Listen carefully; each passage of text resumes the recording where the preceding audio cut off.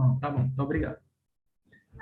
Bem, pessoal, bom dia a todos. Eu me chamo Samuel Lopes e hoje eu vou apresentar esse trabalho que tem como título o uso de EPR para entender a resposta magnética de óxido de zinco codopado com níquel e estrôncio. Bem, essa apresentação ela está organizada da seguinte forma: introdução, procedimento experimental, resultados e discussões, conclusões e, por fim, agradecimentos. Bem, o óxido de zinco ele é um material um semicondutor amplamente utilizado. Isso é devido principalmente às suas inúmeras propriedades. Dentre as aplicações do óxido de zinco, eu posso destacar as seguintes: para a fabricação de sensores de gás, para fins fotocatalíticos e também aplicações para fabricar células solares. Mas hoje a gente vai aprender um pouco mais sobre o óxido de zinco dopado com metal de transição. E, Samuel, por que isso é interessante? Porque se você consegue fazer isso, você obtém um semicondutor magnético diluído. Mas o que vem a ser esse tipo de material? Esse material é quando você tem uma matriz que não possui íons magnéticos, como é o caso do óxido de zinco, e você tem um segundo material, um dopante, que tem íons magnéticos na sua estrutura cristalina. E você consegue inserir esses íons magnéticos diluídos na estrutura cristalina do semicondutor, formando assim o semicondutor magnético diluído. E por que é interessante fazer pesquisas nesse tema? Porque esse material ele encontra muita aplicação na área da espintrônica.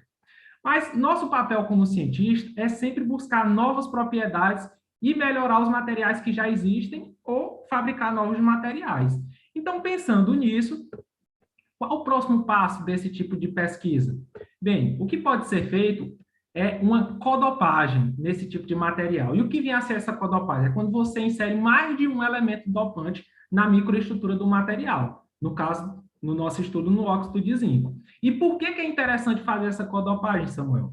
Porque com isso você modifica a quantidade de defeitos estruturais presentes na estrutura cristalina do material.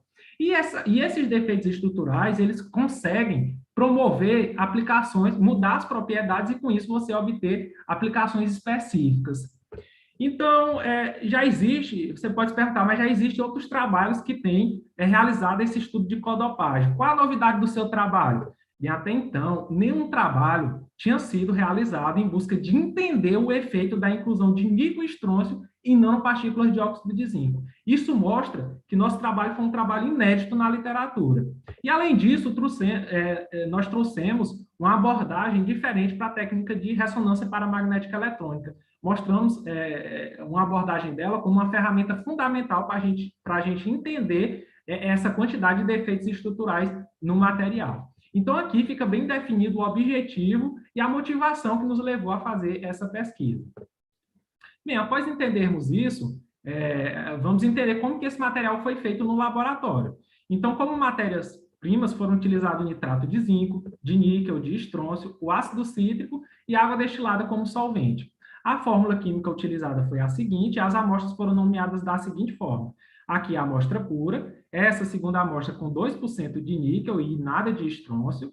Essa terceira amostra não tem níquel e tem 2% de estrôncio, ou seja, são amostras dopadas. E aqui, finalmente, as amostras codopadas, com 2% de níquel e 4% de estrôncio. E, finalmente, aqui, 4% de níquel e 2% de estrôncio.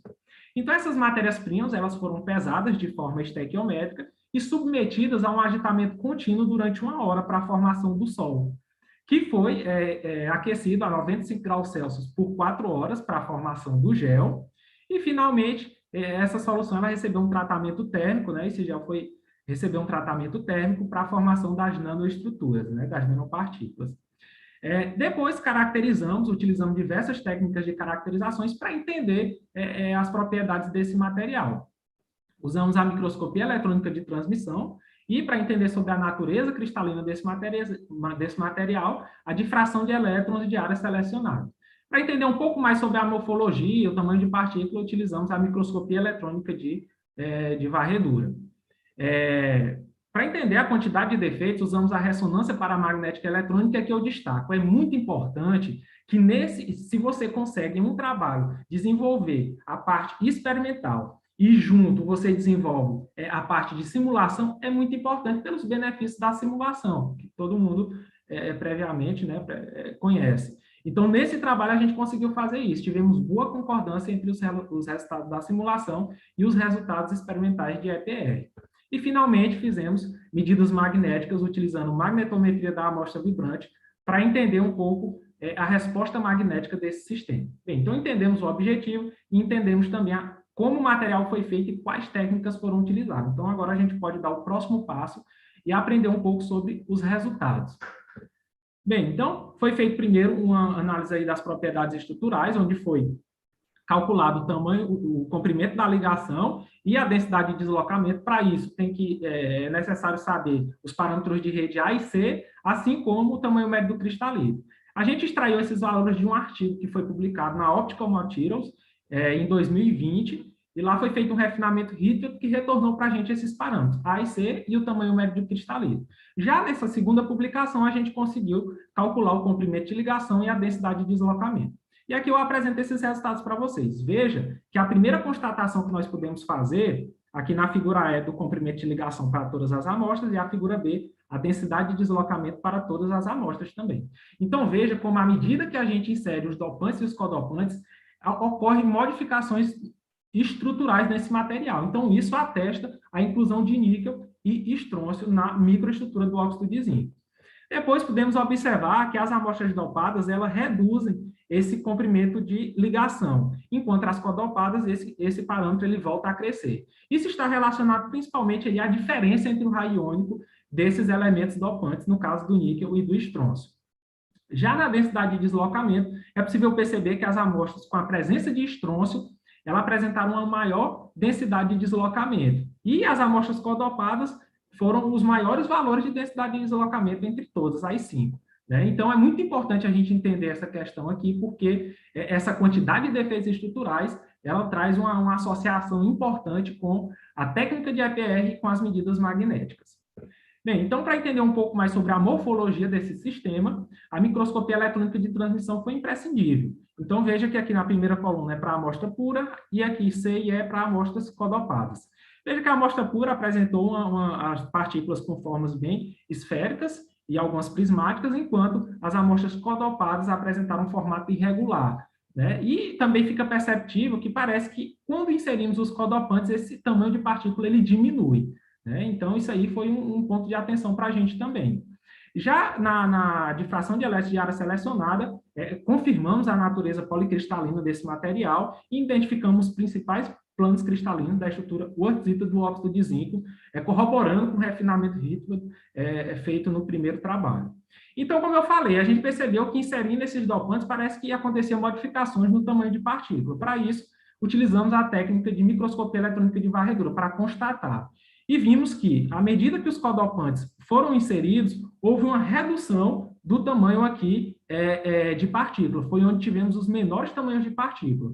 E a amostra dopada com níquel apresentou o maior tamanho de partícula. Aqui é muito importante, por quê? Porque quando a gente vai lá para a parte experimental do EPR, a gente vê que tem uma ressonância que tem um pouco a ver com essa questão aqui do tamanho de partícula. Então, vamos ver, as amostras codopadas foram os menores tamanhos de partícula e a amostra dopada com níquel o maior tamanho aqui de partícula.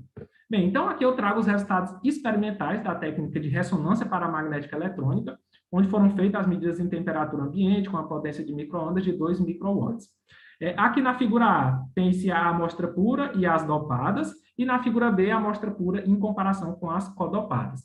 Então veja aqui, na figura A, que uma ressonância próxima de 3.000 Årstad, ela está relacionada com aquele tamanho de partícula que eu falei. Então, veja que a amostra com níquel, dopada com níquel, foi a que teve o maior tamanho lá de partícula. Então, veja como essa ressonância ela aparece só para esse tipo de amostra. E depois temos uma segunda ressonância próximo de 3.700 Årstad. Essa ressonância ela está associada com a presença de defeitos estruturais, como é o caso das vacâncias de oxigênio. Então, aparentemente, essa amostra com 2% de níquel tem uma maior quantidade de vacâncias de oxigênio. Quando vamos aqui para a figura B, veja que aqui as amostras codopadas já têm uma redução nessa ressonância aí em 2.600 Årstad. Então, isso mostra como elas têm um menor tamanho aí de partícula, quando comparada, no caso, aí com a pura. E veja que a ressonância aqui em 3.600 Årstad, ela está relacionada com as vacâncias de oxigênio. E essa redução na largura de linha ela é devida a uma maior quantidade desse tipo de defeito. Então, essa amostra com 4% de níquel e 2% de estrôncio apresentou uma redução nessa largura de linha nesses pontos de ressonância. Então, como eu falei, é muito importante numa pesquisa você ligar, associar os resultados experimentais com os de simulação. E foi isso que a gente fez para deixar o nosso trabalho bem completo, né? Então, fizemos algumas simulações e vimos que a inserção de níquel aqui, ó, ela provocou. Primeiro, a gente tem aqui sem nenhuma modificação, e aí você, na simulação, você vai induzindo modificações ali estruturais, levando em consideração a componente axial, que é o D, e a componente rômbica, que é o E. Então, a gente percebeu que quando induzimos aqui um ΔD igual a 10.000 MHz e um ΔE igual a 1.500 MHz, tivemos um resultado aqui experimental bem parecido aqui com o resultado da simulação. Então, isso mostra como a simulação pode ser útil também em baixar o custo da pesquisa, enfim. Esse trabalho foi muito útil também por conta disso. Já quando você insere estrôncio, né, você faz a codopagem aqui com níquel e estrôncio, fica um pouquinho mais complicado, mas também provamos que isso é possível. Então, vimos que, à medida que o estrôncio foi adicionado, a componente axial ela reduziu um pouco aqui para 9.000 e a componente rômbica ela aumentou um pouquinho. E aí tivemos um resultado de simulação também bem parecido com o resultado experimental que é aqui em cima. Então, já vimos aí muitas informações até então, mas para deixar o trabalho ainda mais completo, fizemos as medidas magnéticas para tentar relacionar tudo isso. Então, veja aqui que nós temos o momento magnético em função do campo magnético externo que foi aplicado, e as medidas foram feitas em baixa temperatura e a temperatura ambiente. Aqui você tem as medidas as amostras dopadas e codopadas. A primeira percepção aqui que devemos fazer é que a amostra B, a temperatura ambiente, as amostras apresentaram um comportamento diamagnético, né? Já quando você foi para fazer medidas em baixa temperatura, houve uma transição aí desse comportamento magnético. Agora, aquelas amostras apresentaram um comportamento paramagnético. Então, veja como há uma alteração à medida também aqui que você mexe na temperatura. E aqui também podemos ver como essa inserção dessas impurezas, no caso dos dopantes e codopantes, né, elas modificam essas propriedades magnéticas.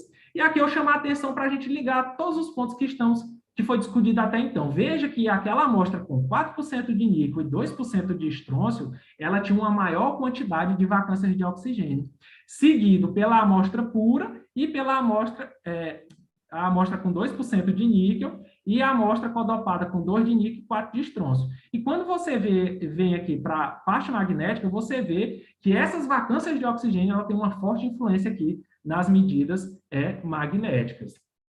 Então, depois de toda essa análise, né, eu trago as seguintes conclusões. Conseguimos sintetizar nanopartículas de óxido de zinco codopada com níquel e estrôncio pelo método Sol-Gel. Isso mostrou a eficiência desse método de síntese. Também atestamos aqui nesse estudo que a inclusão desses codopantes de níquel e estrôncio são capazes de modificar as propriedades estruturais e magnéticas, e isso pode nos levar futuramente a aplicações específicas e inéditas, né? E também trouxemos uma nova abordagem da técnica de EPR sendo usada para entender, ajudar a compreender os resultados, o comportamento, a resposta magnética dessas amostras. E para deixar o trabalho mais completo, bem fechadinho, fizemos também simulações de EPR que tiveram uma boa concordância com os resultados experimentais. Isso também é muito importante aí para a parte prática, para a parte industrial, para a parte que é um dos objetivos dessa pós-graduação, que é você ter esse link com a indústria e você tentar reduzir custos, né? Então, foi isso também que esse trabalho proporcionou, realizar simulações bem feitas que traduzem o que foi feito lá na parte experimental. Então, com isso, eu queria deixar meus agradecimentos a todos que organizam o evento, professores e alunos que estão envolvidos, as agências de fomento que possibilitam que a gente faça nosso trabalho, e também a UFPE e a FACEP por estar financiando minha pesquisa de doutorado. Muito obrigado a todos pela atenção.